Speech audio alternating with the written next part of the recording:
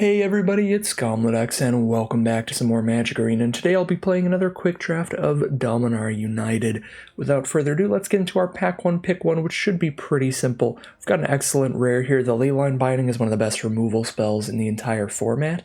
It's not that hard to get at least 3 lands for the domain, where this is just an instant speed version of Banishing Light or Into the Spirit Realm, any of those kind of removal spells, which is pretty excellent. So we're going to slam dunk that. Obviously, if we're in a full domain deck, this could be a 1-mana instant speed removal spell, which is ridiculous. I would take this card over pretty much any common in the set and almost every uncommon. Maybe if we had a Techova or something, I'd scoop that up.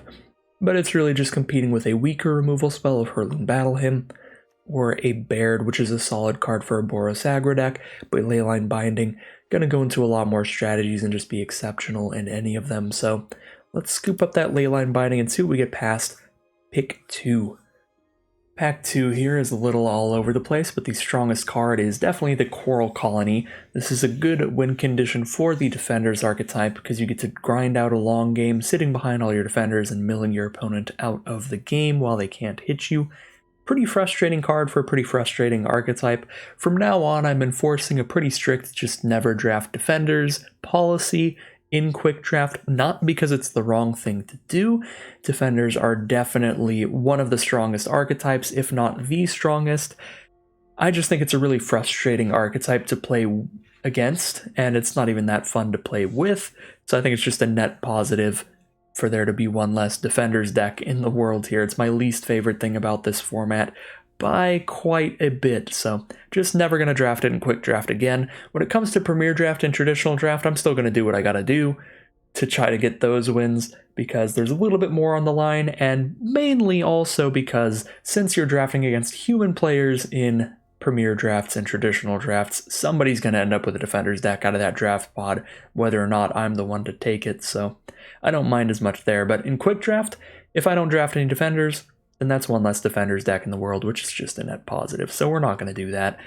We've got some other pretty nice options. Keldon Strike Team is probably the second best card in this pack, in my opinion, to take this early in the draft, because this is a really good enabler for all of the go wide finishers in the set. There are tons and tons of cards that benefit off of you going wide, getting a good large board state with a bunch of creatures on it. So this being able to put 3 creatures on board off of 1 card is always pretty good. For examples of those go wide finishers, we have the Zaro Janin, which is pretty good. Again, if you have a very wide board state, putting counters on all your little tapped 1/1s. Heroic Charge can end the game very quickly if you have a wide board state, and Charismatic Vanguard is a filler creature that becomes actually pretty solid if, once again, you have a lot of creatures on board. So I would normally take the nice enablers for that kind of archetype before I take the finishers, so I would like to take Keldon Strike Team, move into like Boros Go Wide before I take any of these good enablers, or any good finishers. Strike Team also good enabler for cards like Bone Splinters, where you want 1/1 soldiers and stuff. But what I am going to take here is what is almost objectively the wrong pick, but the most fun pick, the Vesuvan Duplimancy. This is a 4-mana enchantment. Whenever you cast a spell that targets only a single artifact or creature you control, create a token that's a copy of that artifact or creature, except it's not legendary. So the way this works is you have to spend 4 mana to drop this onto the board, and then it doesn't do anything until you cast an additional spell. That additional spell has to be something that targets one of your creatures, so it has to be a combat trick. And then if you do that, if you jump through those hoops, you get to start making duplicates of the creatures that you're targeting with your combat tricks, which is really fun, but also really bad. Yet again, as I was saying, you're spending 4 mana for no immediate impact.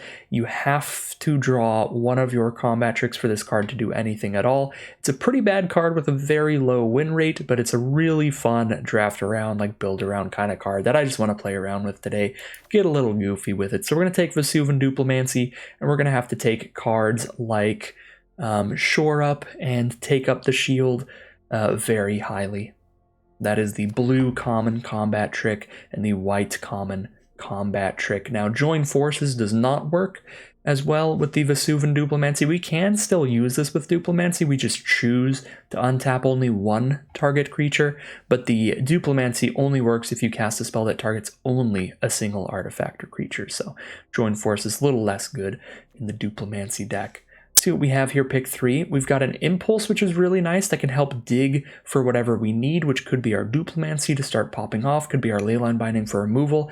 It's probably, again, the best pick, but there is that shore up that I was talking about to go with the Duplimancy. That being said, I've done a couple quick drafts now, and the bots tend to pass, like, Take Up the Shield incredibly late. So if the bots keep passing combat tricks super late, we don't need to take shore up this early. It's only pick 3, so I'm kind of on Impulse here. Just a really, really nice card for making sure the game's going to go smoothly for you. Your draws help get you to whatever you need when you have an Impulse. So I'm going to take that Impulse. Other good cards, of course, Shore Up and Join Forces to work with Duplimancy, or the Mesa Cavalier, a nice flyer that gains some life. We can also push into green here. Mossbeard Ancient's a pretty solid reason to try to be in green, as it is a good way to stabilize you later in the game, puts a massive blocker out there and gains a ton of life. But Impulse is one of the best cards in blue, and I'm going to try pretty hard to head in that direction with Duplimancy in the deck. Tons of great options in this pack for just generically strong white cards. We have our Givian, Cavalier, and Love Song of Night and Day. Cavalier plays particularly well in this format because basically all of the white archetypes like going wide and getting a bunch of soldiers, as I've been saying. So Cavalier would be my pick if I take a white card, but I'm pretty sure I'm going to take a blue card. Pretty sure I'm going to take Tolarian Terror here. Essence Scatter in a vacuum is a little better, and it does fit into what I was saying earlier of trying to take enablers before I take the finishers, because blue's main strategy in the set is to have a ton of instants and sorceries, either cards that care about the number of instants and sorceries you're casting, or cards that care about the number of instants and sorceries in your grave. So theoretically, sticking to my rule, I would be taking Essence Scatter before taking Tolarian Terror, because Tolarian Terror is the finisher, the card that after you've cast all of your enabler instants and sorceries, you get to drop out for really cheap. But the reason I'm taking Terror first here is because it's going to be the perfect kind of creature to synergize with our Vesuvian Duplimancy, because it's a very big, very large creature. So if we get to cast a combat trick on this and get a duplicate 5/5 Ward 2, that's going to be absolutely incredible. So it just seems like a very, very important card for us to have in this very strange deck I'm trying to build. Alright, pick 5. We've got some generally pretty strong cards for blue-white. Phyrexian Espionage is pretty great card draw. I'd always be happy to play. Runic Shot is a solid removal spell I'd be happy to play if I was low on removal. I do have at least one already, only 4 cards in, but this is definitely still an option. Tura Kenurid is a pretty fun finisher for the archetype. Cast a bunch of instant sorceries, get a bunch of 1/1s on the ground. But it is also a 5-mana 3/3 flyer, so if your opponent has any removal, pretty bad rate there. So these are all the more reasonable, more straight-up cards to take. What I'm going to take here is the Stall for Time. It's a very flexible card to work with our Vesuvian Duplimancy. It's another one of these cards that taps up to 2 target creatures, so if I want, I can spend 3 mana, target my own creature to get a copy of it with the Duplimancy and draw a card. Just make sure not to kick it there. So Stall for Time I think is going to be really nice in this deck because it's very flexible. With Duplimancy, I don't want my deck to be literally entirely combat tricks, because then there's going to be times where I don't have a creature out, my opponent has stuff I need to interact with. This is a really nice spell because it's going to let me interact with my opponent's cards while also being that Vesuvian Duplimancy enabler when I need it. So I'm going to take the Stall for Time here. I think that's kind of the perfect card for this Duplimancy deck. And now, I hate to say it, Destroy Evil is an excellent, excellent card, but I might take up the Tolarian Terror over it, again, just to make sure I have all of the big creatures to duplicate with the Duplimancy. And yeah, I think I'm going to do that. I think I'm taking Tolarian Terror. Again, Destroy Evil, very good white removal spell. I recommend taking it pretty highly. A little bit less highly in quick drafts because the bots do seem to pass it along, but definitely in Premier Draft, these cards disappear immediately because they've played so well in this format. But yeah, definitely a really high pick. Don't do this at home. The Duplimancy shenanigans, don't do that at home, but that's what I'm doing here, so we're going to take the big creature to duplicate. Well, this feels pretty nice, pick 7. We just get a Destroy Evil anyway that I just passed up on. Very good removal spell in the format, as I've been saying. With all of the cost reduction creatures, every single color has a creature like our Givian Phalanx that's nice and large that you can blow up with Destroy Evil, and they're at common. They're very good. Pretty much everybody plays them. So there's usually going to be a target to destroy with toughness 4 or greater. And there are plenty of good enchantments to blow up, such as Vesuvan Duplimancy. If I play against somebody with Destroy Evil, I'm going to cry. But yeah, we're going to take a Destroy Evil here over just some solid creatures. I don't think Phalanx is going to work very well in this deck. We look to be blue-white, casting a ton of instants and sorceries to play some big creatures cheap, not really making a bunch of creatures, just a few large ones. So I don't think Phalanx is great here. And Skyrider, really want that red kicker for it to be great. So we're just going to take Destroy Evil. Pick 8 now, a bunch of solid filler options. We could take an Automatic Librarian to up our creature count, and it's also a pretty solid 1/2 copy with a Duplimancy, because it'll give us an additional Enter the Battlefield effect, scrying another 2, which is pretty nice. But I really like Essence Scatter in the blue decks in this format, and we look to be very controlling here right now. And yeah, Essence Scatter is just a really good removal spell, or counter spell in this format, because it's going to counter your opponent's big, powerful creatures, or just counter the ones that have Enter the Battlefield effects, and your opponent will get no value out of them. So being able to spend 2 mana, counter your opponent's like 5-drop or more is always very, very nice. I like Essence Scatter a lot in the format. I like it over Negate as well, because your average limited deck has 15 to 17 creatures, which means they have like 5 to 8 non-creatures, so Essence Scatter just counters a lot more stuff. But yeah, Essence Scatter also a card that gets a lot better the more copies of Impulse you have, because then if you're holding that 2 mana up and your opponent doesn't play a creature, you're not hard punished. You can still do something with your mana with the Impulse. I could theoretically target my own creature with Impede Momentum, but that seems pretty bad because it's always going to put stun counters on it, so not the greatest synergy with Duplimancy, and I'd rather have hard removal for interacting with my opponent's creatures, so that's not really a pick here. I guess I'll just take a Faith Bonder to get the creature count up a little bit here. Not going to take the Shield Wall Sentinel, just going to kind of not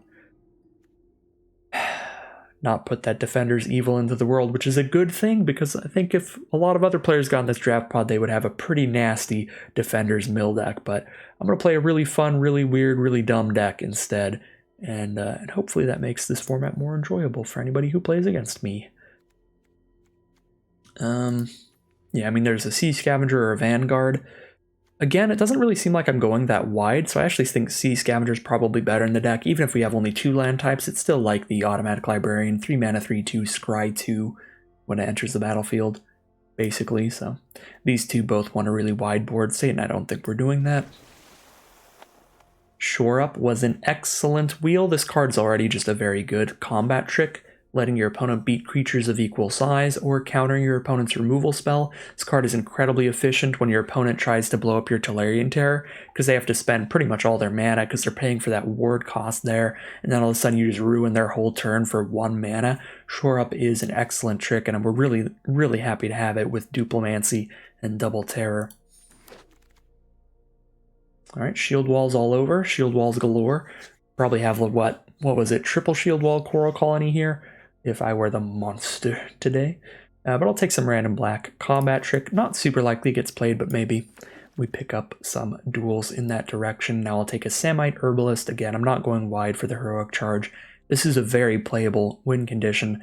There are a lot of ways to get a bunch of extra creatures in white, but that's not really what our deck's doing. And last pick, Destroy Evil. You would literally never see this in a player draft, but, you know, quick draft is what it is. Sometimes the AI do some weird things and you gotta just roll with it. Definitely kind of hard to complain when we're getting an excellent card last pick there. It's just strange. Pack 2, pick 1 now. We see a Blight Pile. We'd be in a disgusting Defender's deck.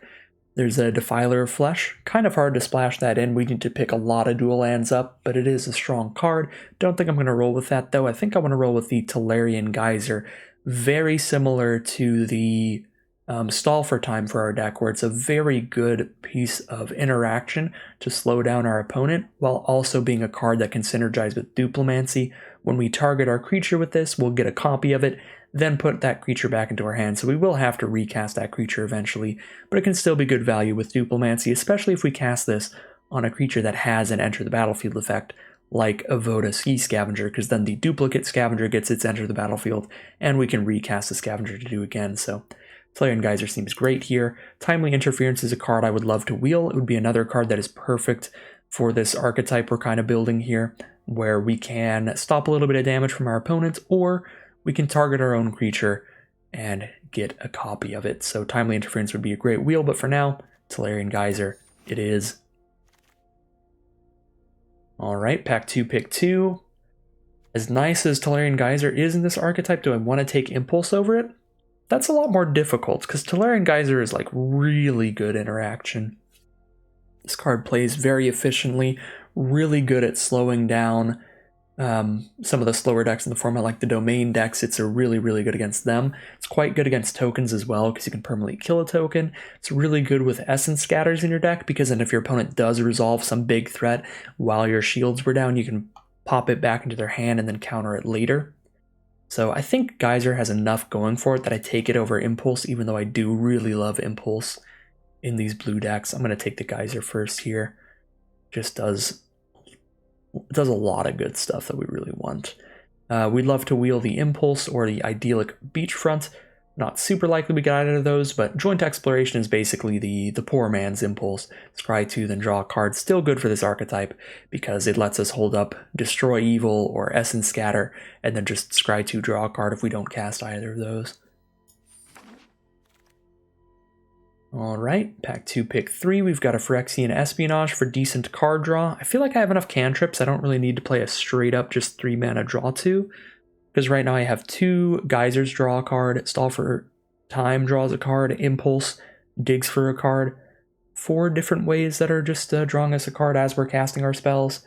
But Espionage does still fill the grave for our Tolarian Terrors with another instant or sorcery and draw some cards. We could Captain's Call if we want to start going wide, but I don't feel like I do. Kind of want to just take a speculative dual land here for potential domain stuff with the Sea Scavenger. Plus then if we get past any good combat tricks in another color, we could start splashing those in. Maybe we get some Gaia's Might for good domain combat tricks. I kind of want to take Radiant Grove. Between Radiant Grove and Espionage here, I think. But I'm actually going to go with the Grove. I think I'm doing pretty well on just a ton of cantrips to keep me fueled. Cantrips is the term for cards that draw you 1 card when you cast them, so they just replace themselves immediately. Speaking of getting past green combat tricks, there's a Gaia's Might, but when there's the on-color Shore Up, I think we're going to take that instead, or we could try to wheel it by taking the Automatic Librarian. We're going to have a pretty low creature count and a pretty high combat trick count, and that could be pretty awkward for us. Let's see how many cards we have that can target our creatures right now. See how important it would be to play more. Okay, so this is all interaction we're not going to target our own cards with. We have 4 right now, 4 ways to target our own creatures. Seems important enough to take Shore Up here. I could definitely see taking Librarian because 1, 2, 3, 4, 5, still pretty low on creatures, but 4 ways to target them. I'm going to take another Shore Up. It's also one of the best combat tricks we can get, so come on in, Shore Up. Okay, now we can take another Sea Scavenger, pretty nice card to duplicate. Could take the Djinn of the Fountain, just trying to play nothing but massive creatures to duplicate. In the early game, we're just casting nothing but counterspells and removal. The problem with that, though, is that our removal only hits big creatures. Destroy Evil does not kill small things, and Essence Scatter, we're not going to have the mana up to scatter their 2-drop or 3-drop very often. So I don't think I can just sit and wait in the early game. I need cheap blockers, so I'm going to take Scavenger over the 6-drop Djinn of the Fountain. Right, Academy Wall is fine here, letting us draw this card every time we cast an instant or sorcery. There's nothing in green to try to grab off the Radiant Grove. Could take a Furious Bellow in case I get some red duels to try to play that, but doesn't seem likely. Niall's not great unless you can get the full 5 domain, which is pretty unlikely. Ooh, Duplimancy can copy Legends? I didn't realize that.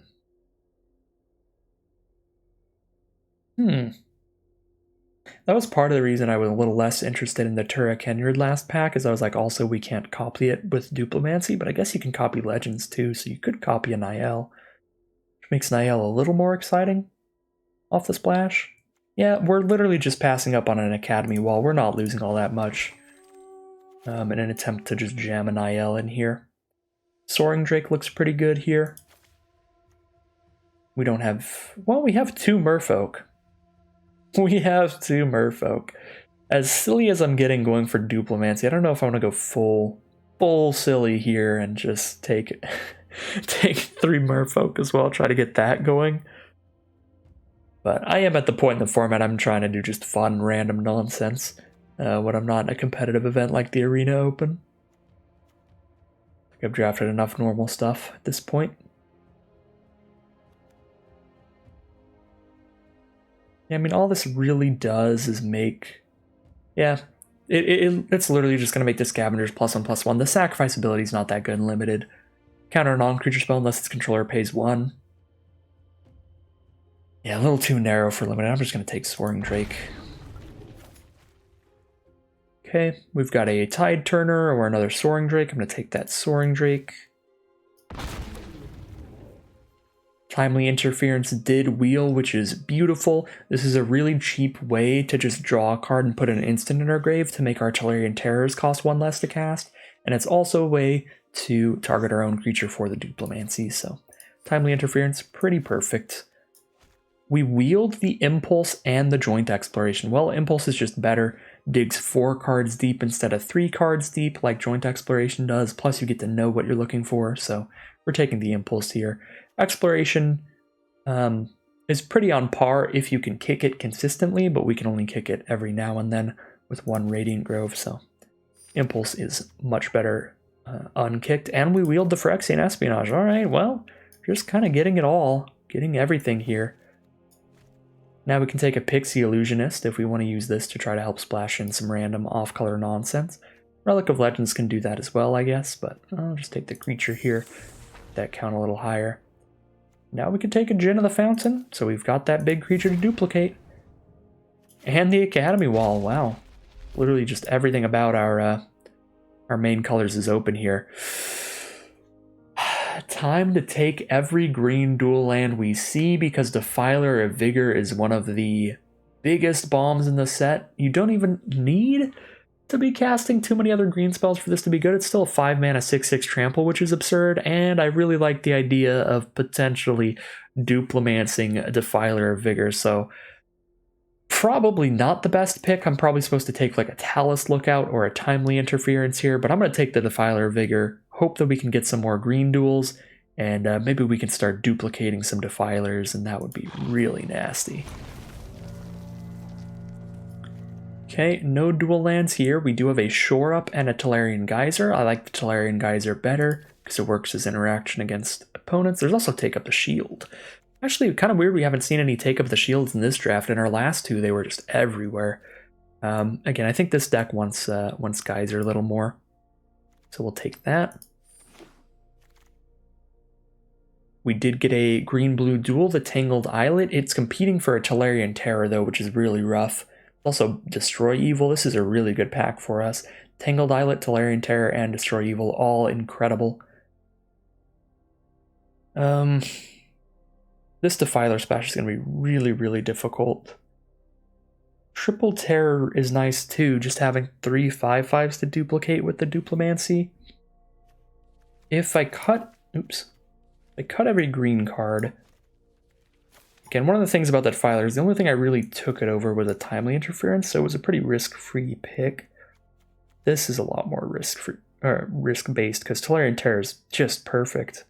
All the cheap instants and sorceries to play it cheap, and then a great card to copy with Duplimancy, great card to protect with Shore Up. It's so good in here. I think Terror is just so perfect for the deck, we have to take it over the Islet and probably not go for Defiler Plan unless we can wheel this Islet, which would be wild, but maybe we'll wheel the Destroy Evil based on how the bots draft in this format. Okay, kind of missed our opportunity for a green duel there because we did not get one in this pack. I'll take a third Impulse. Very big fan of the card. Green duel in here, though. What are we taking it over here? Taking it over Protect the Negotiators actually would be a pretty solid little counterspell in our deck, because we can kick it for the Soldier, but I think not quite as perfect for the deck as the Tolarian Terror, so pretty easy to take the Grove this time. So we actually do have 2 green duels, potentially, making it a lot easier to play Niall at the very least. I already have 1 Academy Wall. I don't really want to play a second. I don't really want to play a Drawbridge either, but I guess since I'm not playing anything this pack, maybe Colossal Growth, but I've got 1, 2, 3, 4, 5, 6, 7 ways to target my own creatures. Doubt I splash this in, but maybe Drawbridge main deck is more likely. No, not with Double Destroy Evil, Scatter, and Binding. Just plop a Colossal Growth in the side. Okay, Sunbathing Root Walla, Pixie Illusionist, Banalish Sleeper, Relic of Legends. We could go double Illusionist, double Green Source to try to get Defiler in the deck.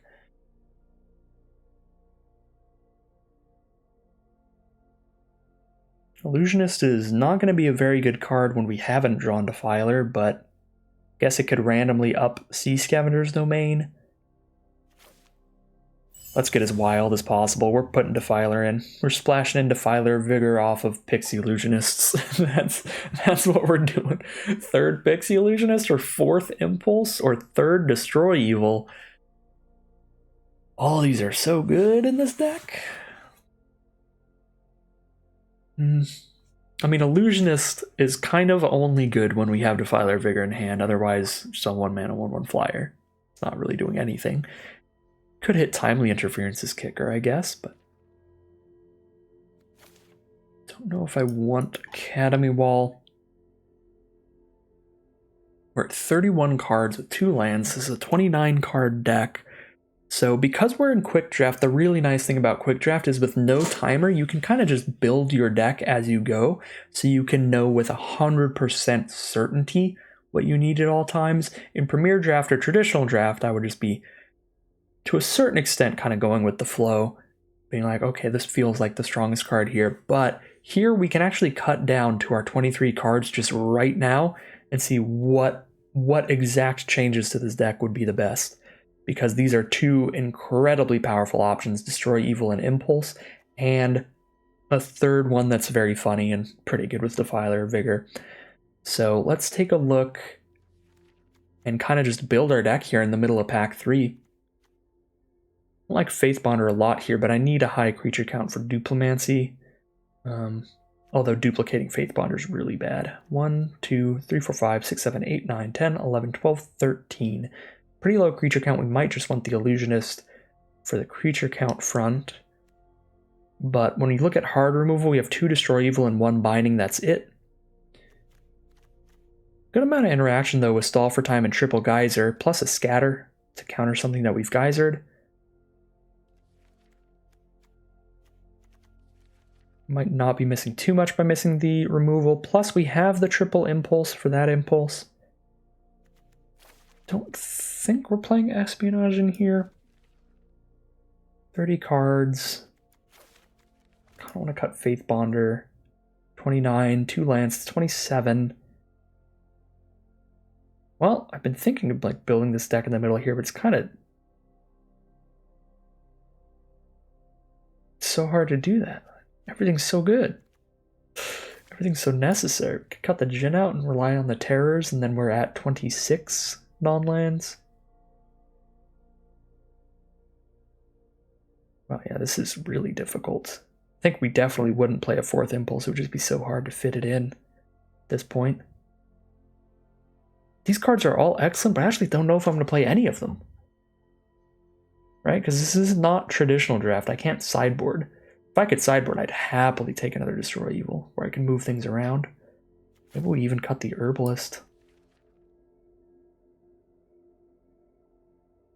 25 non-land cards now. I mean, if you count Tolarian Terrors as 3 or 4 mana cards, our curve is really low, so maybe we could play a massively low land count. Probably not. I don't know. I'm going to go with Illusionist for more. More little creatures here and really helping cast Defiler. Easy Timely Interference. Love that in this deck. Shore Up and Take Up the Shield. Both incredible in this deck.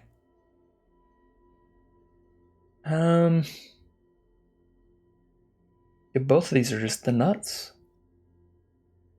I guess I have 2 Shore Ups already. Let's grab our first Take Up the Shield for variety's sake. We're just going to get Destroy Evils everywhere anyway. Not going to be sitting here duplicating drawbridges and tide turners. I already have one Niall that I'm probably not playing just for difficulty in casting. Plus, we'll never have full domain. I mean, maybe if we have multiple illusionists on board and a Radiant Grove. We have Island, Radiant Grove, 2 illusionists to go Mountain Swamp. Yeah, it doesn't feel like Niall's ever going to pop off, though. I'm already cutting all my herbalists. How on earth do we build this thing? It's too good. Too strong. This deck is so stupid. Look at the creature count here. How are we duplimancing? Oh no. I might have to just cut everything that doesn't target our creatures. I gotta keep removal in here though. So 1, 2, 3, 4, 5, 6, 7, 8, 9 cards that can target our own creatures to go with duplimancy. Then we just give up on the Essence Scatter plan. Maybe still play Destroy Evil. Ah, this is one of those weird instances where I wish that Ward would counter our own spells.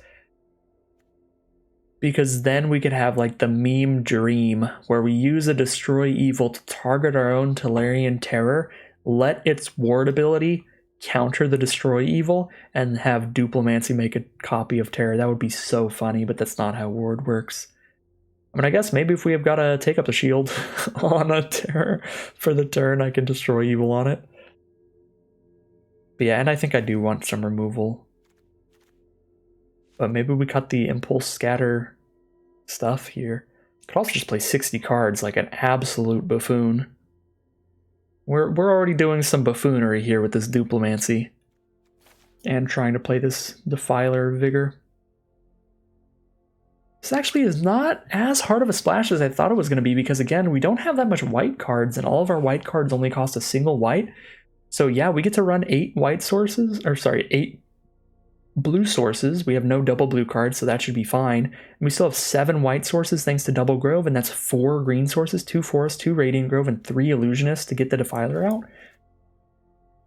That being said, there's no other green permanent spells to cast, so it is just a 5 mana 6/6, so maybe a 5/5 Ward 2 is just better than a 6/6 Trample. If I cut Defiler, it would be fun to make a bunch of 6/6 Tramples, but if I cut Defiler, I get to cut these 4 and play bigger creatures to copy than just Illusionists and just 1/1 flyers. I guess not really, I don't have that many creatures. I get to play like 2 Herbalist and a Gin of the Fountain instead, but then I have just straight up perfect mana. Yeah, no other green spells to cast. As goofy as that is.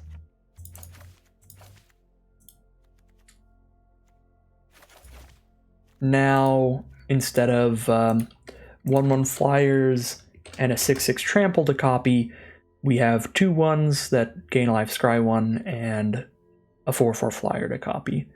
And then our mana is just really easy. Really perfect. I don't think we have any green kickers, but we still have Domain off of the Sea Scavengers, so I guess I can keep the Groves in for that.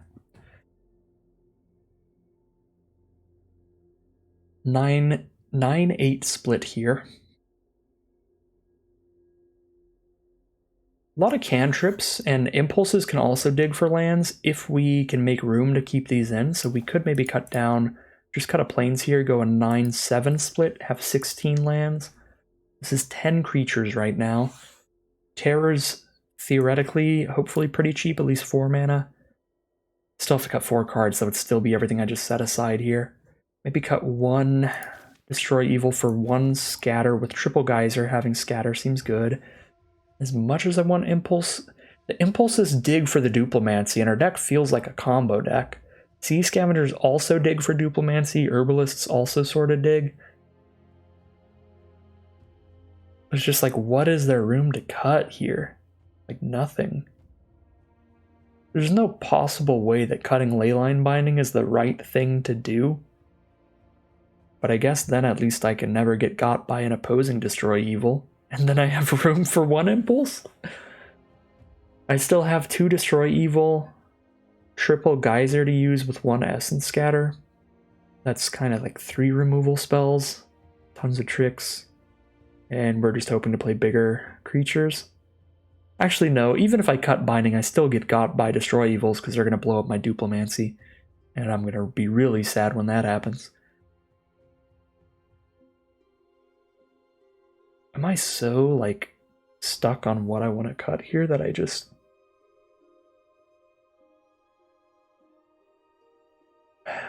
run like 44 cards? Just put a land back in here and have a 44 card, 17 land deck? Listen, I'm doing fun things today, and I genuinely cannot decide what I want to cut because I want to leave this creature count high. And I really like the idea of Impulses helping dig through my deck to find the Vesuvan Duplimancy. So I'm just going to put that Plains back in here, and we're just going to run 44 cards, which leaves us at a ratio that's kind of like having 15 to 16 lands, somewhere in between that, which I think is okay here with triple Impulse to help dig for lands, Tolarian Geysers to draw an extra card, and Timely Interference to draw an extra card. So we see more cards on average throughout the game. So like turn 4, instead of having seen 11 cards by drawing 4, we'll probably have seen on average like 13 or 14 via Impulses, Geysers, Interferences, which just helps us have seen our land drops by then. So this is just what I'm doing, and you can't stop me. Alright, here we have a look at the final 44 card deck for the day. Don't ask.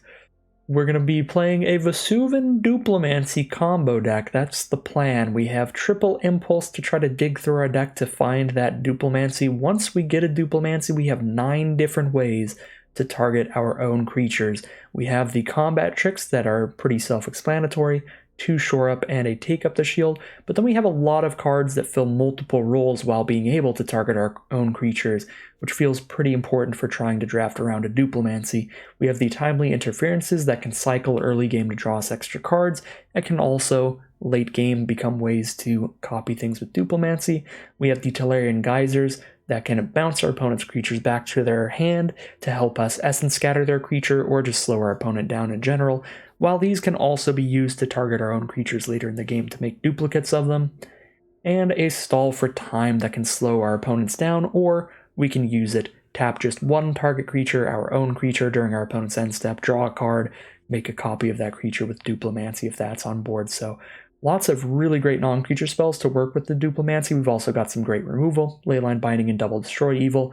And then, as for the creatures, most of them are much more filler, double Herbalist, double Soaring Drake, and double Sea Scavenger, but the ones that are really, really good in this deck are going to be the triple Tolarian Terror. With the pretty high instant sorcery count that we have in this deck, these should be relatively cheap creatures, and they are incredible ones to attempt to copy with Vesuvan Duplimancy. Another one here, Djinn of the Fountain, just another very big threat to try to copy with the Vesuvan Duplimancy. So without further ado, let's just see what happens with this absolutely wacky strategy. Alright, here we are in game 1 of Duplimancy.deck.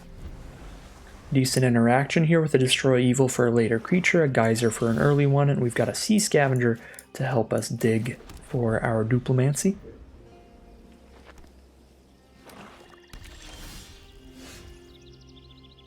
Tempting as it is to get one more land type out for Sea Scavenger, probably better to just slam that thing down turn 3. Dig 2 cards deep. Neither of these are a Duplimancy, so I will decline, put them both on bottom.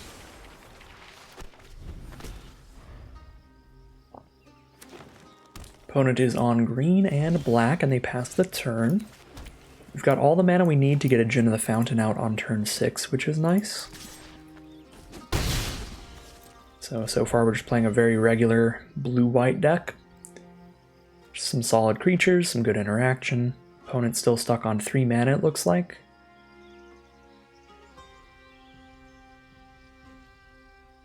They are going to discard a card to hand size.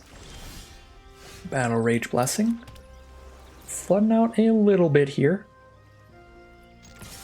We are a 44 card deck with 17 lands.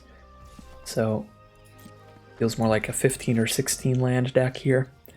They're definitely unfortunate hitting 7 lands this early, but our opponent's having bigger problems here. Nothing castable right now for them. And a single Voda Sea Scavenger might just be enough to finish the game, but we have the mana to drop a Djinn of the Fountain now. So our opponent does have red. They're Junned at the least. They've got combat tricks they've had to discard because they can't get any creatures out. Knight of Dusk's Shadow is the play. I can bounce that to their hand, buff the Djinn of the Fountain, and hit for 5, 6, 7, 8. Bone Splinters, they're going to just go ahead and get rid of the Djinn right now. Fair enough. Sea Scavenger's still going to put in work here, and now the Herbalist is going to be helpful as well, setting up our draws. This game is going slow enough. I could Geyser my own Scavenger and recast it that turn instead of playing Herbalist, but I think it's better to just have 5 damage on board, Geyser whatever blocker they play, hit them for 5, and then do the same next turn to find lethal. And they didn't even get to play a blocker here. This is a really rough game for our opponent. Gain life, scry one. I'll keep a Voda Sea Scavenger. That digs pretty far to find the Duplimancy. Not that it looks like it'll matter this game.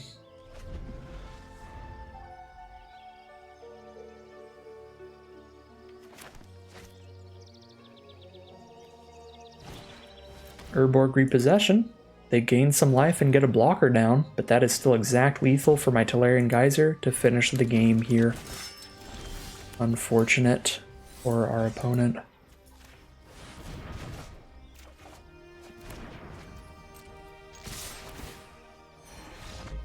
And there's the concession. It is going to be 1-0 to start it off, but not much of a game of Magic there, unfortunately. The mono blue hand is a little awkward here, but we know we can play Soaring Drake. As soon as we get the white source, we have good removal. I think I'm going to keep this.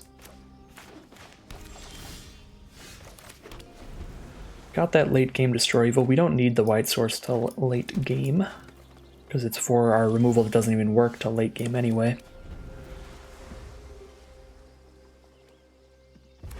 Playing against full domain here, blue, white, green, red. There is the white source. Now we have that ready for our Leyline Binding and Destroy Evil. We've drawn into a bunch of white cards, which would have been really bad if we didn't hit that Plains, but luckily we did. If not, drawing 2 more white cards would have been really punishing.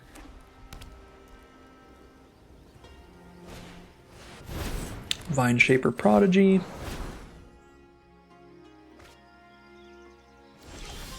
Opponent got all the classics of Domain. Just play the Herbalist and pass.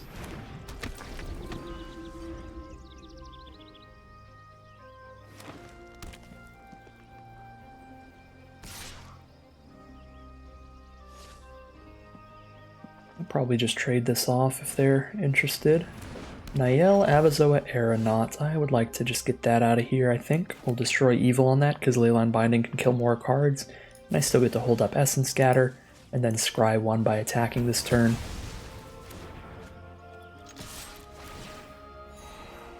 Geyser is good, but I need more lands right now. Trying to get to Djinn of the Fountain and Tolarian Terror. Alright, we are going to trade with the Vine Shaper Prodigy. Zamir's Outrider, let's just boop that.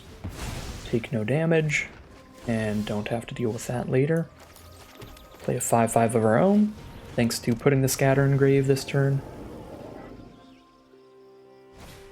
Nishoba Brawler is the play. That is a 4/3, not big enough to compete with the Terror unless they attempt to spend a combat trick, and then I might Leyline Binding if necessary. Alright, no combat trick. We hit for 5 and pass the turn. As it stands, we're winning the race on board, so no reason to binding yet. We're going to play a nice 4/4 Djinn of the Fountain next turn as well. Save the binding for potentially bigger threats. Missionary with no black source feels pretty fine for us. I can actually just kick a stall for time now that there's 2 creatures for full value. That feels great. Now I have a shore up if I hit a land. I did not hit a land. Actually interesting. I might rather hold up shore up than play the Djinn of the Fountain. And I can hold up shore up and or Leyline Binding. Playing Sea Scavenger here.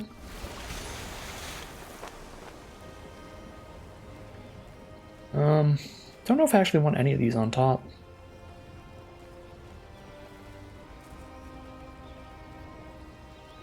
Probably just decline. Try all that to the bottom. We just want more Talarian Terrors. Just anything big at this point.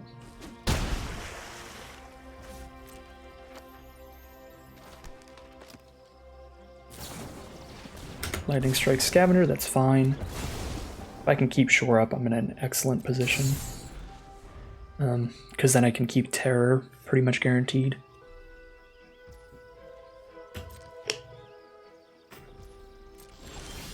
Pass through the turn.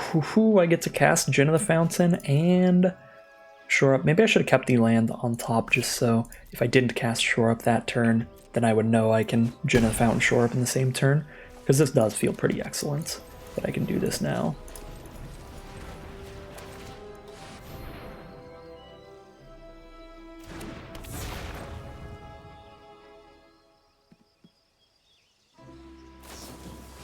Fires of Victory. The spell is kick, draw a card.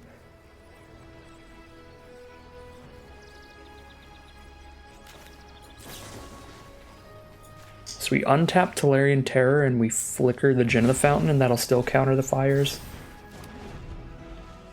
And it'll be back during this end step. Ready to kill my opponent next turn. Dang, Destroy Evil, definitely good here. If I draw an instant or sorcery, I can hit for 5, but they get to gain 2 life here off this missionary. So that won't be lethal. I did not hit an instant or sorcery either. Might be Leyline Binding and lifelinking missionary. Just need them to not have removal this turn and then we're good.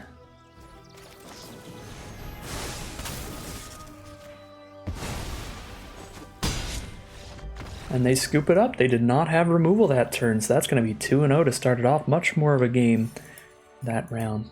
Nice stuff from the big creatures. Alright, here we go. We got a Vesuvan Duplimancy. We just need to draw a creature somehow. Probably supposed to mulligan because there is no creature, but watch, it'll all be good. See, I have the Sea Scavenger with 3 lands for domain.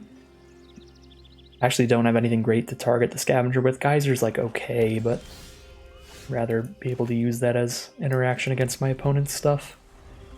But maybe Sea Scavenger can scry us into the good cards to target our own creatures. Vohar, first play from our opponent. I'd love to kill that, but that's not going to happen. Actually have to Scavenger into land here because we haven't drawn one. Luckily we can. So we'll grab the island here, get the second blue source.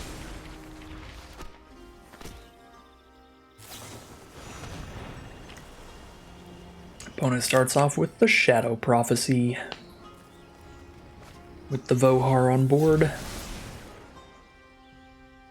3 land types, so they had to mill 1, draw 2. They got rid of a Get To Amplifier.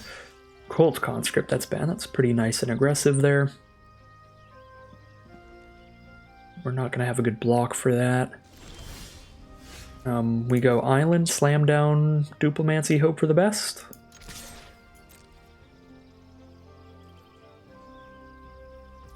Our removal does not work great in this matchup right now. We're playing against a 1-2 and a 2-1.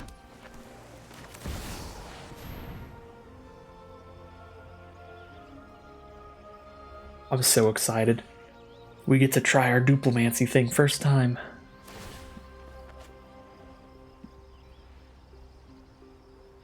Doesn't look like it's gonna be very good here, but still. I guess I get to kick a Talarian Geyser on my Scavenger next turn. Then I get to gain some life and untap the Scavenger and scry a couple, basically. Rona. Yeah, I cannot attack into that. It also makes me lose a life every time they cast an instant or sorcery. Got an Impulse now. Could destroy Evil, the Rona. But I can't do that and Geyser my own card. I could destroy Evil and Impulse and still be holding up a second Destroy Evil. think I'll do that. I think I want to destroy it right now so we don't lose any life. Yeah, to recast this, they have to discard 2 additional cards, so I think it is worth the kill, most likely. And then we get to start putting instants and sorceries in our grave so we can get its Larian Terror down, so we have an actually big creature to start copying with Duplimancy later. So let's destroy evil. One of these games I'm going to accidentally destroy evil my own Duplimancy somehow. It's just guaranteed.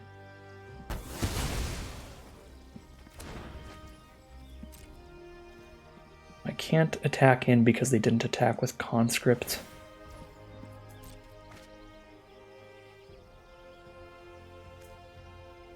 I don't have any removal engraved to copy off Vohar yet. They did discard a Shore Up.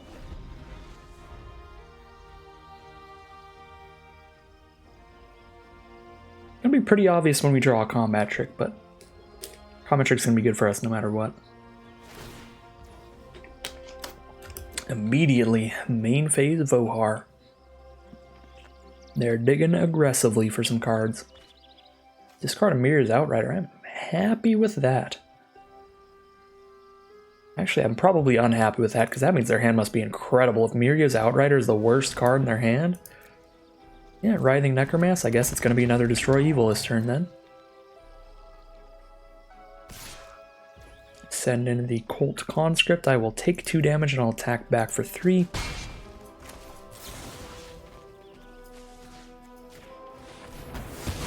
Get out of here, Necromass. There's the mana for Tolarian Terror, so that is definitely the play for the turn. Hit for 3, drop a Tolarian Terror. And we are seeing right now why Duplimancy is a very bad card. You should probably not draft unless you really are trying to have a fun time, because I'm a deck that dedicated a lot of picks and a lot of effort towards being as good of a Duplimancy deck as possible, and I still have not copied a single thing with Duplimancy.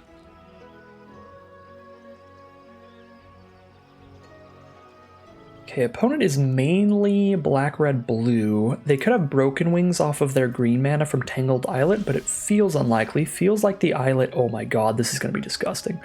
Feels like the Islet is going to be mostly there for Domain, so I think that Leyline Binding on Miria's Outrider is going to be a fine play, because they're not going to be able to destroy the Leyline Binding and get it back.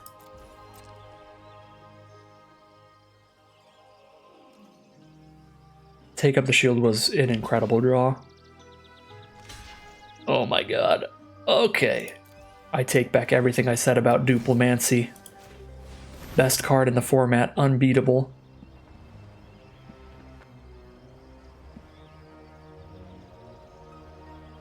We're going to beat both of those creatures, gain 6 life, keep Terror on board, and get an additional Tolarian Terror now.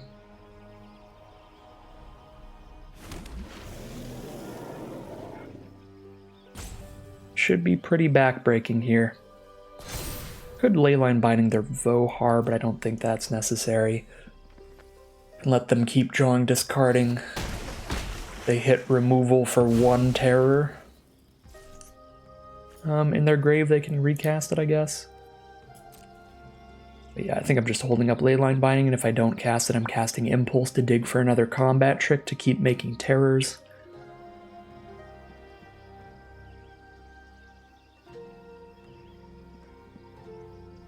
This deck is just a pile of nonsense. But we did the thing. We did the thing one time. Alright, we did the thing, and it was backbreaking, and it won us the game. 3-0 now. Whatever happens, we won a game where we did the Vesuvian Duplimancy thing, so I'm calling that a victory of a quick draft. We could end the video right now, but we're going to keep going. We're going to play it out the whole way. All the way to 7 wins or 3 losses, whatever comes first. Keep playing this Duplimancy deck. Here we are now in game 4, pretty solid hand. We actually have a 2-drop and 3-drop creature. Nice late game creature with the terror. Much more reasonable looking hand than we're going to draw on average with the way our curve is and our creature non-creature count is, so definite keep here. Well, Herbalist doesn't actually do anything on a board state against a 1/3, so I'd rather just hold up Impulse Scatter, because Herbalist is going to accomplish nothing since my opponent played a 2-mana 1/3. And I guess it stops 1 damage dealt to us each turn, because then they know we can crack back.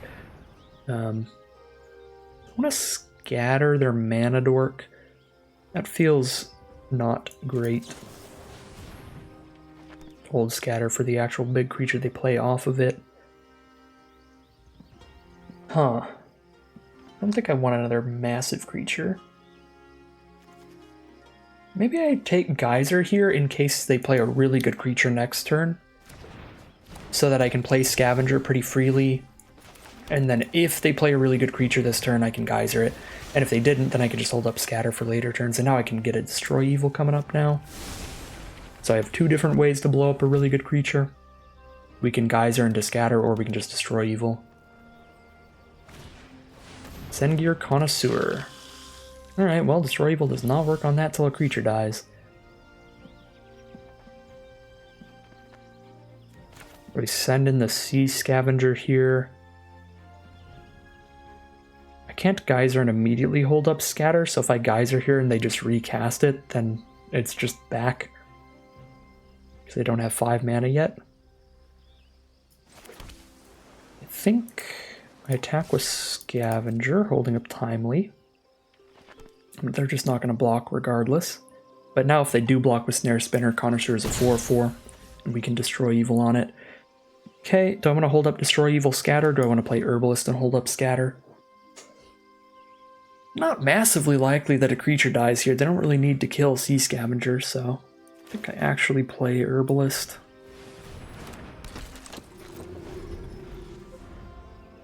So if I hold up Destroy Evil, I think it's just most likely that I don't get to cast it on anything anyway. Take our 3 damage. Could Timely, but then I don't get to hold up Essence Scatter. And I am glad I held up the Essence Scatter. Destroy Evil can kill that, but again, only 1 creature needs to die for Destroy Evil to be able to kill the Connoisseur.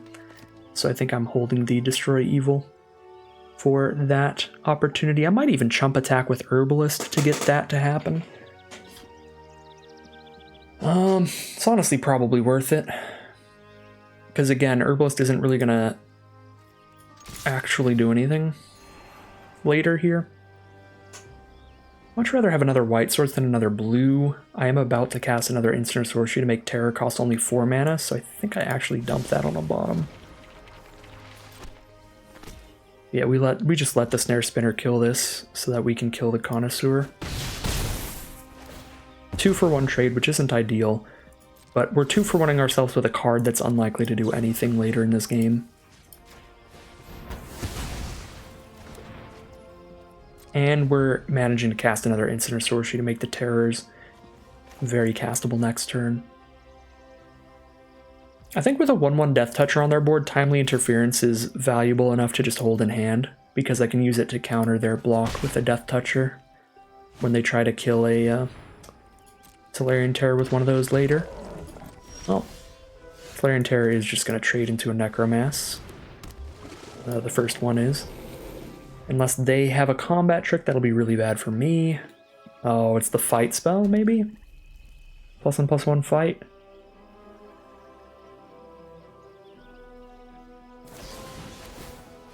Nope, it's their own Destroy Evil, okay. Might have to stall for time if I hit another land. Give me more time to deploy my creatures so I actually have mana up during combat.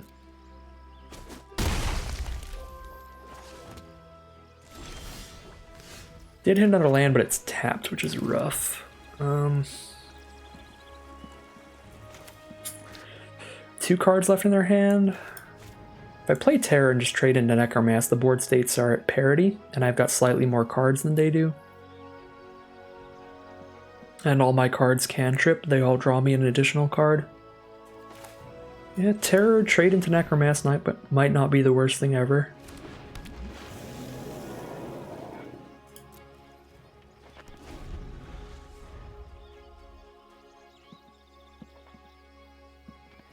Just gonna come down to who can draw better from this point.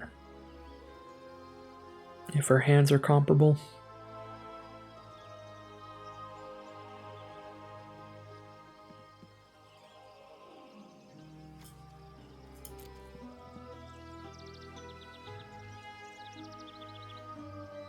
hands might not be comparable. Looks like they have more removal, and they certainly do.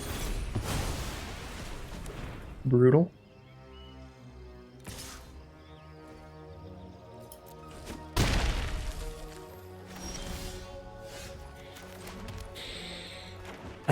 Frustrating.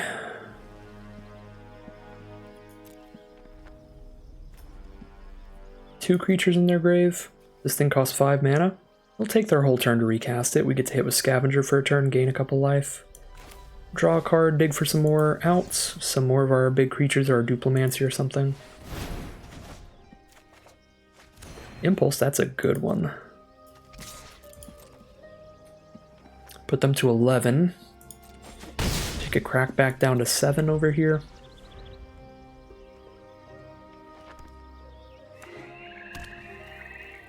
Tapped land, tap all of their mana for Necromass, attack for 2.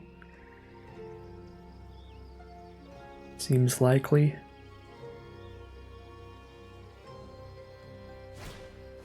Relic of Legends. Then they have 4 mana up, that's not enough. Final wall, okay.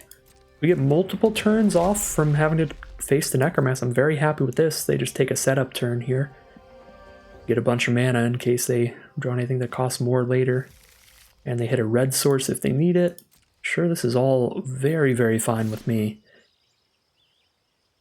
They've got enough mana now that they're probably going to attempt to block Scavenger with the Gardener, and then we can Timely Interference for some great value. We got another Tolarian Terror that should be like 2 mana.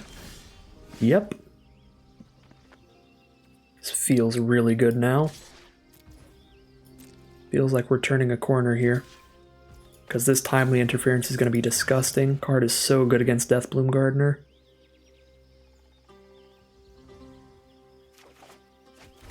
And we got the Destroy Evil. These were some incredible draws these last couple turns, and that's going to completely throw the game in our favor. Even if they get more removal, we have the Shore Up. When they play the Necromancer, the Necromass, we blow it up, and then we have firm superiority on board, and we're only a tiny bit behind in life, which is going to change incredibly quickly. Beautiful, beautiful stuff from Impulse and all the cantrips to turn this game around massively.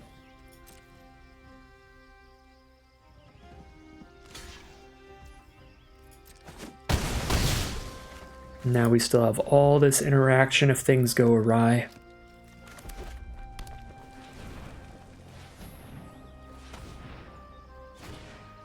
Tattered Apparition. Tap both the blockers, keep them tapped, and we have lethal on board next turn. They have no cards in hand to get around this. There's the Duplimancy, which is cool. But I'm not going to still had all these them, I'm just going to attack with everybody. As tempting as it would be just to say that I Duplimancied again, so that I just cast Duplimancy, attack both, Shore Up. We're just gonna hit for lethal. It's on board lethal, no tricks, no cards in hand. That is gonna be the end of that game, and we are now 4-0. Here we are, game 5, unfortunately with a definite mulligan. Also a potential mulligan. Looks pretty bad. It's all interaction. We have 2 mana and it's several 3 mana plus spells. I might have to mull to 5 here, which is pretty rough. Yep, looks like all the good luck in the early rounds are catching up to us, and this may be the round of poor luck.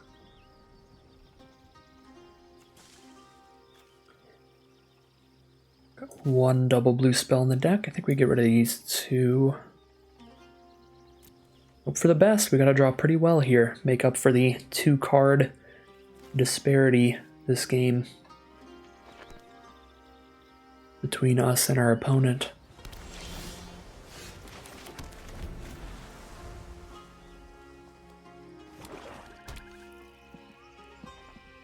Alright, opponent is on blue-black. They're going to cast a Haunting Figment. Card can be quite good with a solid curve of instants and sorceries. Can be pretty much unblockable. 2/3 blocks it well on board, but if they attack in, I'm not going to make that block because there's a lot of tricks. Could ruin it. Ooh, Sea Scavenger. Actually, kind of want to play Sea Scavenger. I guess the only trick they could have in blue-black that would ruin blocking the Figment with Soaring Drake would be the -2/-2 one. If it's shore up of their own, +1/+1, Drake still wins against Figment. Or Drake still trades into Figment, so it'd be a 2-for-1. I actually might Drake before Scavenger. Now if they attack with Rager, Shore Up will win that fight. Alright, and if they don't attack at all, that pretty much guarantees they don't have Shore Up. And luckily for us, now we get to drop a creature and keep our own tricks up.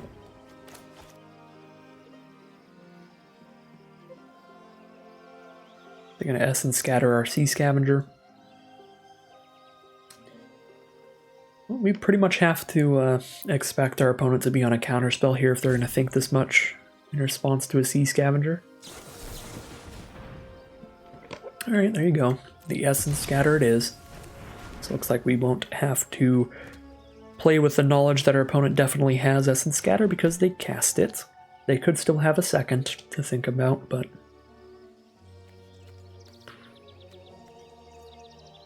could try to just get shore up value here to eat one of their creatures, but I'd rather just kind of sit on my butt right now. So we can find another big threat.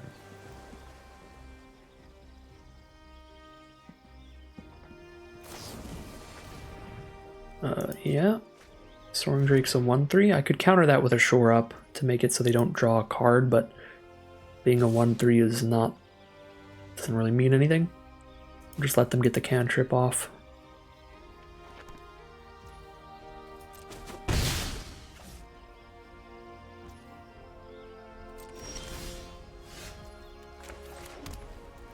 Geyser is not great here. Because the Rager has a good enter the battlefield effect and the Figment doesn't matter all that much to me. Joint Exploration, scry 2, draw a card. Yeah, we really, more than anything here, we just need another threat. I might have to just cycle this Timely. I probably should have done that already. Need to cycle Timely Interference a little more aggressively. Just to try to find threats like that. That's very bad for us. We don't have any removal here.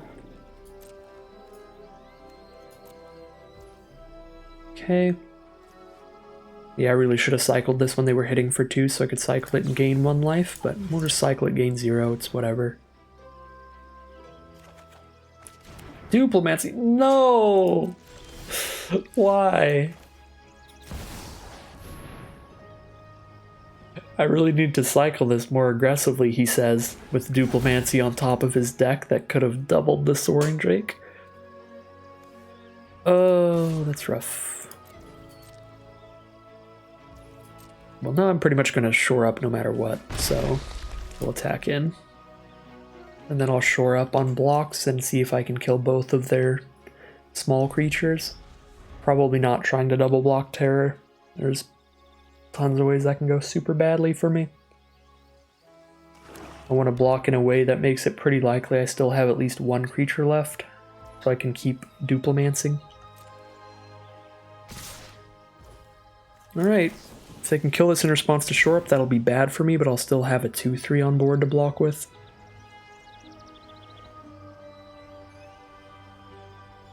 So it wouldn't be disastrous, because I could still have a 2/3 to eat there for Phyrexian Rager or Haunting Figment. I guess it would just be for Phyrexian Rager, because if they have instant speed removal to kill the Drake, the Figment will be unblockable. Alright, yeah, this is fine. I still kill the Rager. Unless they have an additional trick. If they have an additional trick, we're pretty much dead. Yikes.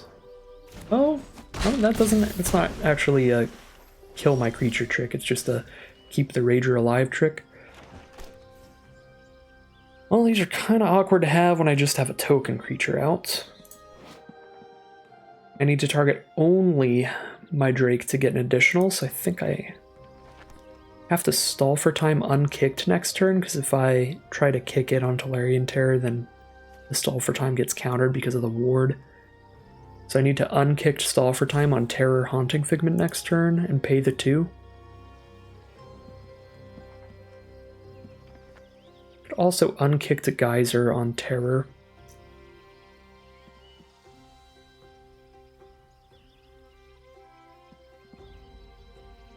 I'd rather unkicked stall for time.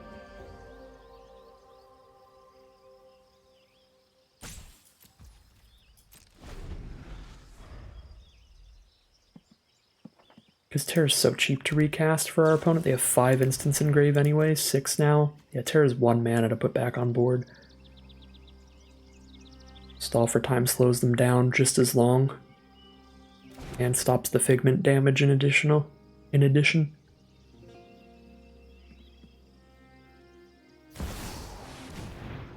Okay, well, we were never going to win this.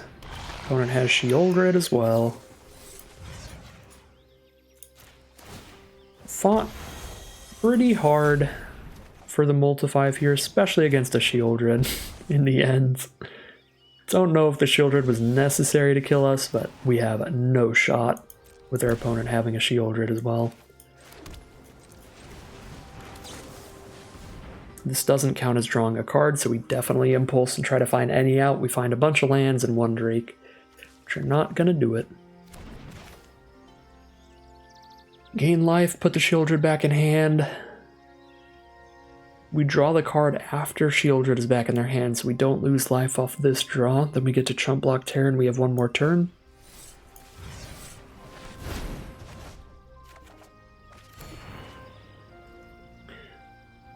Eight, 9, yep, I have to Chump Block Terror.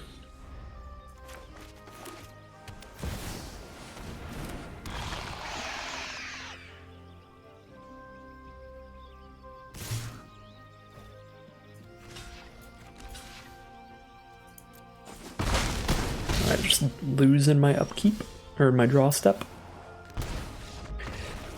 Doesn't really matter there, we got no way to kill that Sheoldred, no way to beat that Sheoldred, no way to win that game. Rough one there, felt like once we got the Duplimancy down, we had a late game plan. We had a plan for something we could do, we just needed some more cards to play around with it, so maybe if this was a no mulligan game, we had 1 or 2 more cards, maybe just like 1 Destroy Evil, and 1 more trick to use with Duplimancy.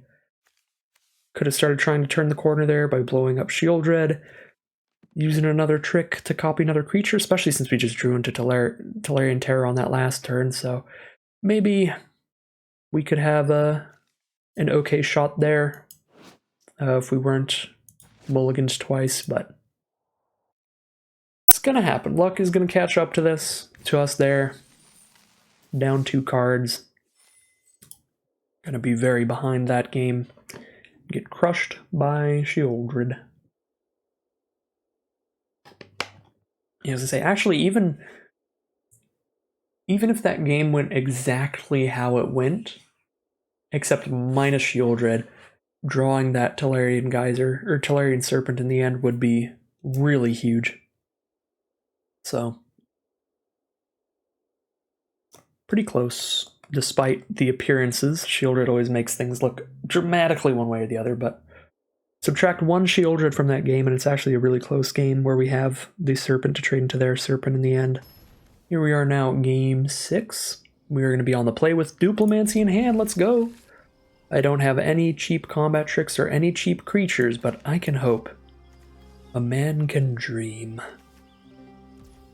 Probably have to play this Geyser pretty aggressively to get the Terror cheaper, so we can try to get this down to work with Duplimancy as quickly as possible, especially with double Terror in hand. We need to just jam Geyser out, just cast every instant and sorcery as quickly as possible. See what our opponent's got there on blue-red, could be pretty nasty for us. Electrostatic Infantry. Well, as aggressively as I want to play Geyser, I want to get some value off of it and make sure they get some counters on that thing before I cast it, but I am still going to cast it aggressively. Still probably casting it next turn. If they're thinking that much, it feels like they don't have cheap instant or sorcery. I guess we can find out when we attack here. I don't want to have to use a shore up before I cast Duplimancy, but I might. I might have to if they try to have infantry win here. Why some nonsense? Yeah, that is straight up just no instant or sorcery from our opponent. Alright, I have not played land drop this turn. I didn't hit one on top. I scryed it to the bottom. I kind of have to geyser here. Make the terrors cheaper and attempt to hit my land drop for a turn. Feels really bad to have to do this right now, but I really need the land. Oh, it's just shore up they're holding up? That is obnoxious there. The fact that it counters our card draw is devastating. We just can't hit a land. Yikes. Alright. Probably dead to just 2 electrostatic infantries here. The card is nuts, and I still can't hit Duplimancy lands to get to my game plan. It's just holding up another shore up. Make sure things work super well for them. Could Soaring Drake here, but I'm just going to hold up my own shore up potentially. We're just not making it to Duplimancy, most likely. And if I try to block with anything, they can use plenty of tricks and ruin that.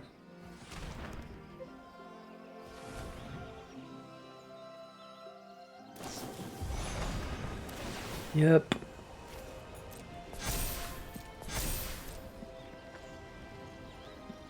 Dig 3 cards deep, choose the best 2 to put in their hand, and the rest into the graveyard.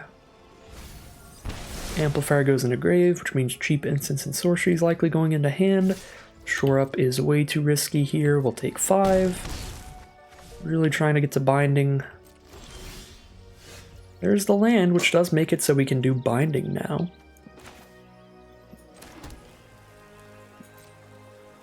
Kinda have to wait till they're tapped out.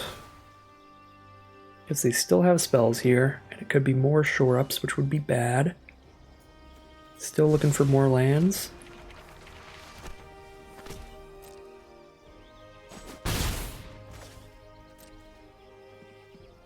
Yeah, I mean, if they have the shore-up to counter Leyline Binding, they have the mana now, and they'll have the mana next turn, so if they just go straight to combat and don't play anything, then they're just going to be always holding up mana, so I should just Leyline Binding in combat. It's literally like 1% riskier than just playing Leyline Binding right then, because anything they could have to stop Leyline Binding, shore up or negate, they had the mana for then, and they'll have the mana for it now anyway if they don't play things pre-combat. Play some things pre-combat.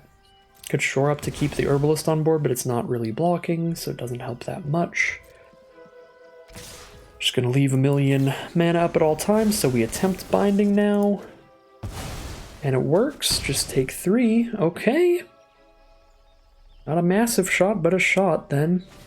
Just need to find a way to, oh my god, never mind. I was gonna say, just need to find a way to kill 1 more infantry.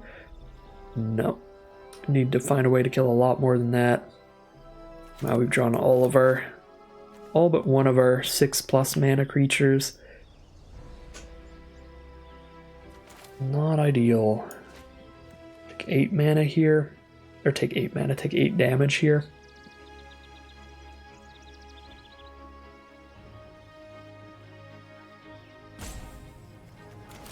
Yeah, whatever.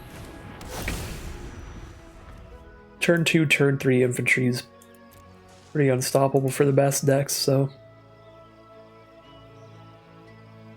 I did what I could. I scryed a lot looking for lands as well. That was a huge bummer here. Pretty easy discard. Take 8. So there's a removal spell for one of those, but then I can't play a creature this turn and I just die to the other one if they cast a single instant or sorcery. Yeah, I'm out of here.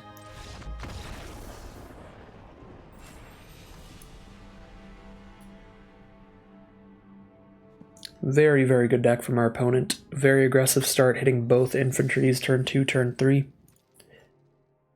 It's going to be super hard to beat, especially with double shore up and all the other nonsense they had. The fact that they could shore up to counter our card draw when we were in such desperate need of lands, just trying to cantrip our way into our land drops was devastating.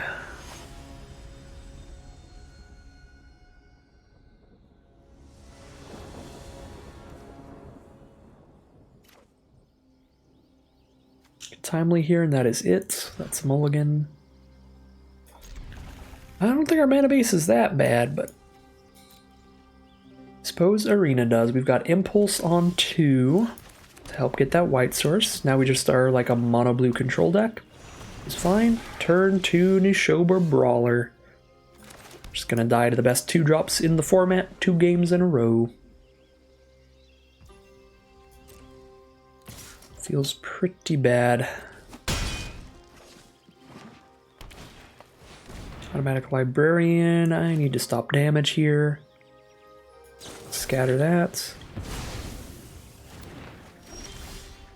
Solarian Terror coming up. Need to cast as many instants and sorceries as possible. Let's Geyser the Brawler to slow them down. Stay alive as long as possible while they're tapped out. Terror now costs 5.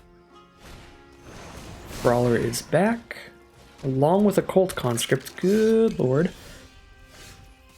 Now we have Impulse and Herbalist. If nothing else, none of my creatures can block that. I mean, Drake can block Conscript well if they don't have a trick. Might be better to just play Drake here. But if I Herbalist Impulse, I'm guaranteed to cast Solarian Terror next turn. Probably actually worth it, because then the Terror costs only 4 mana.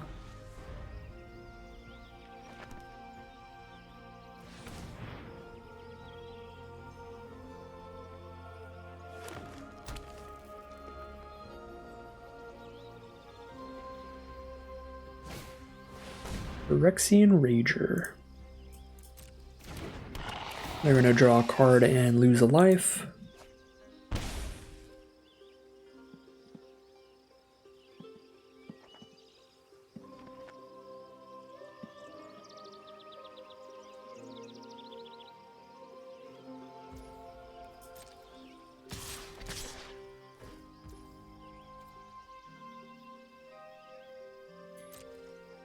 Recast Conscript from grave later, but I stop 2 damage for these next few turns. The most important turns. I think I actually just trade here to deal with the Conscript for now. Because they can't recast it till I kill something else. By the time I'm doing that, I'm going to have a 5/5 on board.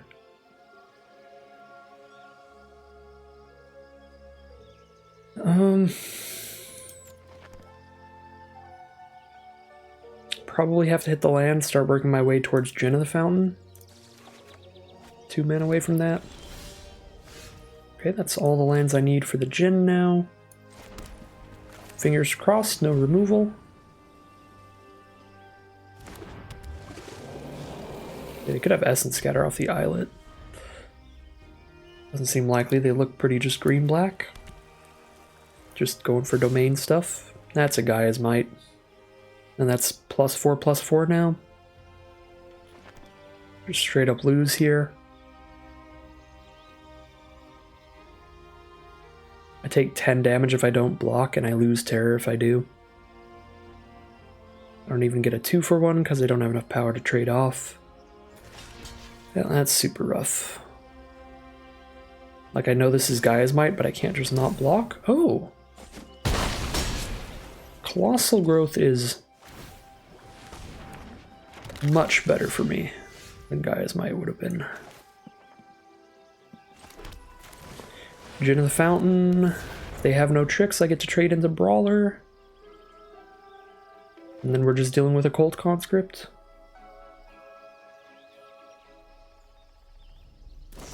They've got the removal.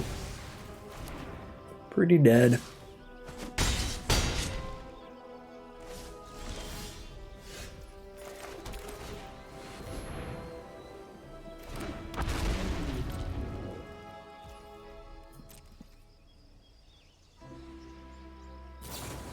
Jesus Christ.